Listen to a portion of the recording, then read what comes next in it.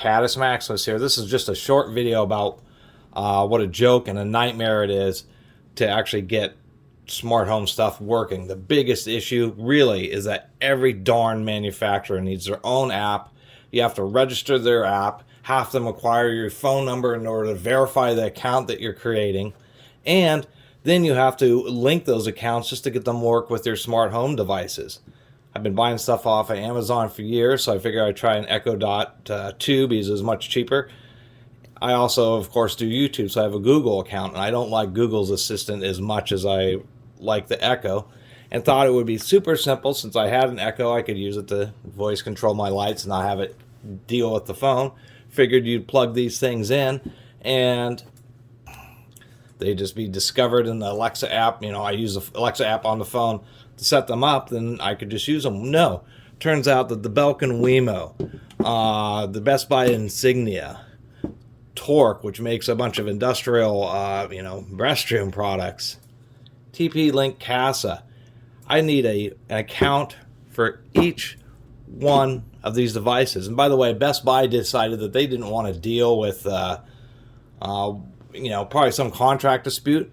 So they went ahead and sunsetted. They disabled the Insignia app and bricked all these all their Wi-Fi smart plugs and other smart devices. And Best Buy just took the nuclear option, and you bring one of these in, and they'll give you store credit for it.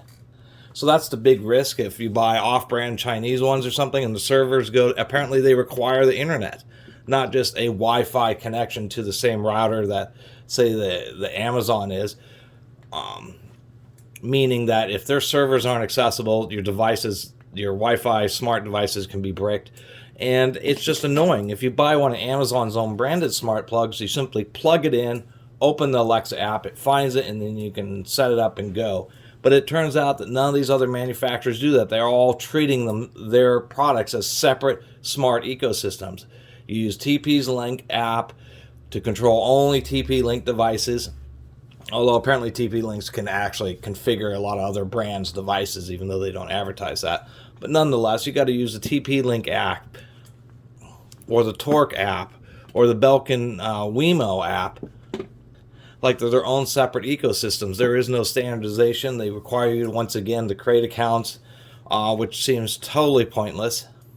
Saying that they're Alexa compatible should mean Alexa compatible. It means I should be able to take this thing, plug it into the wall, open up the Alexa app, and simply be able to detect the device and set it up.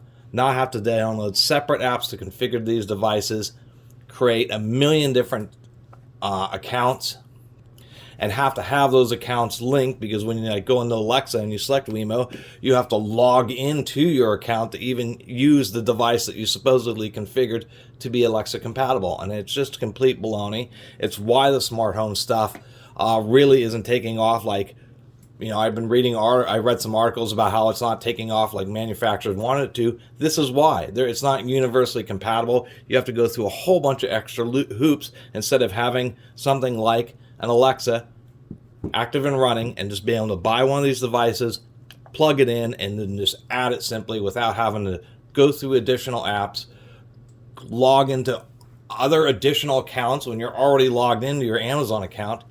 It's really pretty frustrating.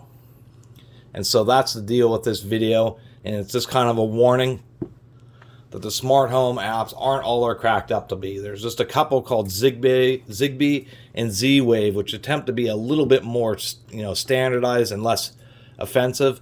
But man, it's been a nightmare after going through all these different brands of spark plugs or smart plugs and finding that, I have to create a separate app or get a separate app, create a separate account for each one.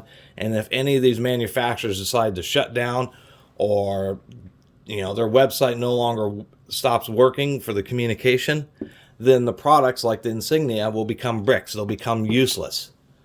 And it is super frustrating, and the whole industry needs to get this whole act in order. They need to be able to be plug and play for it to actually be something like Alexa or Google Assistant or HomePod compatible, because they're not plug and play. They require you to go through a whole bunch of hassle just to get a stupid remote control outlet working.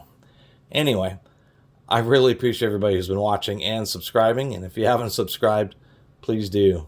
Until next time, Catus Maximus out.